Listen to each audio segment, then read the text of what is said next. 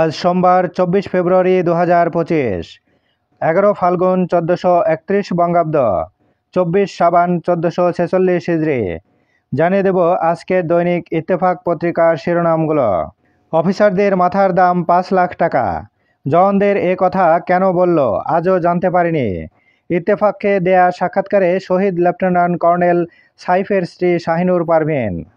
ধর্ষণের প্রতিবাদে ক্ষুব্ধ শিক্ষার্থীরা, চলন্ত বাসে শ্লীলতাহানির মামলা ডিবিতে। ইলন মাস্ককে বাংলাদেশ সফরের আমন্ত্রণ জানিয়ে প্রধান উপদেষ্টার চিঠি। বাংলাদেশে স্টারলিংক স্যাটেলাইট সেবা চালুর প্রস্তাব। সরকার সম্ভবত তাদের লক্ষ্য থেকে বিচ্যুত হচ্ছে, তারেক রহমান। বাংলাদেশ ইতিমধ্যেই মধ্যম আয়ের ফাঁদে রয়েছে, ডক্টর জাহিদ হোসেন। ২৫ ফেব্রুয়ারি জাতীয় শহীদ সেনা দিবস ঘোষণা। চ্যাম্পিয়ন্স ট্রফি, রাওয়ালপিন্ডিতে শান্তদের আজ বাঁচা-মরার লড়াই।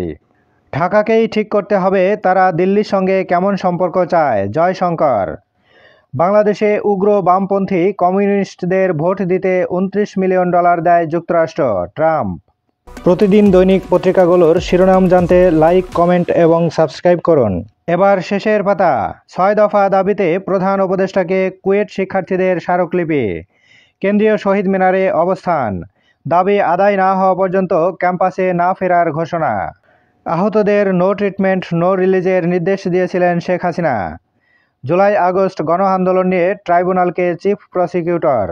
শক্তিশালী প্রতিরক্ষা ছাড়া পররাষ্ট্রনীতি বাস্তবায়ন সম্ভব নয়, সেনাপ্রধান। বনশ্রীতে স্বর্ণ ব্যবসায়ীকে গুলি, ২০০ ভরি স্বর্ণ নিয়ে পালালো দুর্বৃত্তরা। এমবিবিএস ও বিডিএস ছাড়া কেউ ডাক্তার লিখতে পারবেন না। ৫ দফা দাবিতে মেডিকেল শিক্ষার্থীরা কর্মবিরতিতে। যারা বাংলাদেশকে নতুনভাবে গঠন করতে দিতে চায় না, তারাই এখন নির্বাচন চায়, ফরহাদ মজহার। এবার বাধ্যতামূলক অবসরে পুলিশের ৪ ডিআইজি। গণ অভ্যুত্থানের পর এখনও দেশে নানা ষড়যন্ত্র চলছে। ১৭.৫ বছর পর নেত্রকোনায় বাবর। সংবাদপত্র শিল্পের শুল্ক, ভ্যাট ও কর্পোরেট কর কমানোর দাবি নওয়াবের।